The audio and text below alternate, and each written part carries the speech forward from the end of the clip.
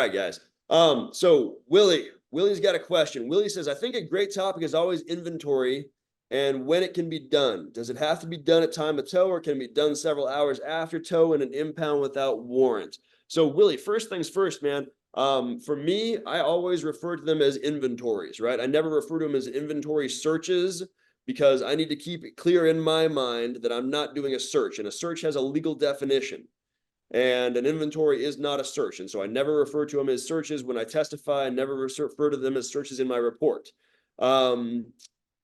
That just helps me keep it straight in my mind, right? Because the concern is that we are going to lose inventory because officers are abusing it. Inventory cannot be a subterfuge for an investigatory purpose. It cannot be a mere pretext. And so basically, if you are doing anything that makes it look like you are using inventory to get around the Fourth Amendment, then courts are going to hold that it is not an inventory. And if you don't have PC, or if you don't have some other recognized exception, then it's going to, anything you find in there is going to be suppressed. And so to simple answer your question, if you are purely doing an inventory, the only reason to do an inventory is to safeguard valuables. And so if you are towing the vehicle and then inventorying it several hours later at the impound lot, that is not an inventory, that is a search, because the rationale for inventory does not support that practice. All right, hold on. So let's have, I like to hear what Zach thinks about this too, but I got to tell you that I actually tell my cops, you know, when I'm teaching, to not really shy away from the word search as much. I think they get, because, I mean, you did say, to push this envelope, you did say that inventories are not searches. Now, that's obviously not directly correct, right? I mean, not, because if it's not a search, that's not a Fourth Amendment issue, right, John? But that's not what you mean.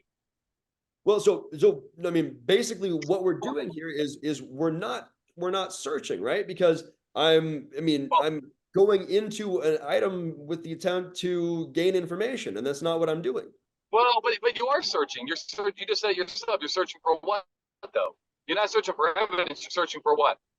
You're searching for dangerous items and things that are valuable, so that we don't get falsely accused, right? So, I mean, just to be fair, isn't it, strictly speaking, a search? Because if it's not a search, it doesn't fall into the Fourth Amendment. Would you agree with that, at least? I would agree with the statement that if it's not a search, it doesn't fall into the Fourth Amendment. But again, what courts routinely say that the individual's subjective intent is irrelevant, right?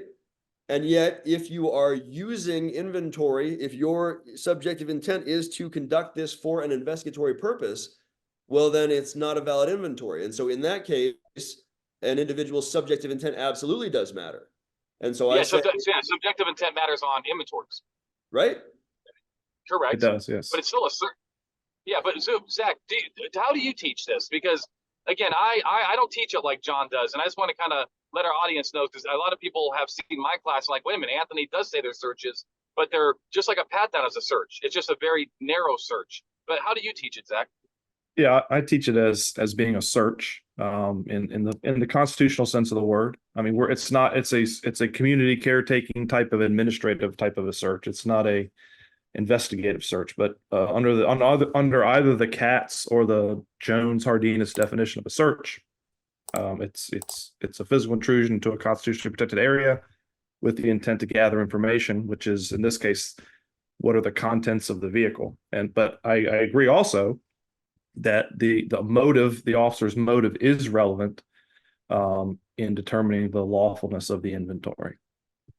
100%. I think that's what John's making a good point. Is that, and John, you said that's his point. Yes.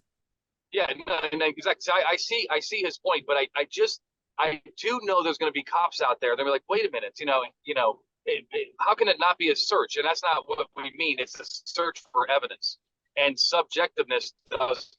I think we're all on the same page. Right. And I guess, at the end of the day, it's semantics. My point is, I don't ever want anybody using it for an investigatory search. And so if I call it an inventory, right, then it's always going to be clear in my mind. Why are we in this vehicle and what are we doing? We are looking. I agree. Yep, right. Yeah, I don't disagree with that at all. Yep. Yeah, no, I agree with that totally. I agree with that totally. Yeah, it's just like calling a pat down a pat down.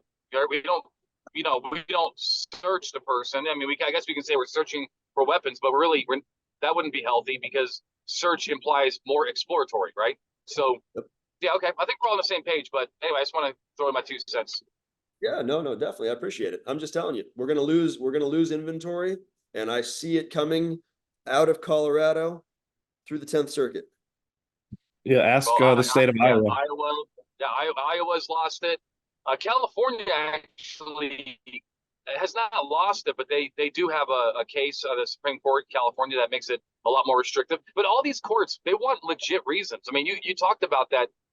You reiterated that many times, John, in the presentation, where cops are saying things that are catchphrases, and high crime area, furtive movements, and they don't mean much without explanation.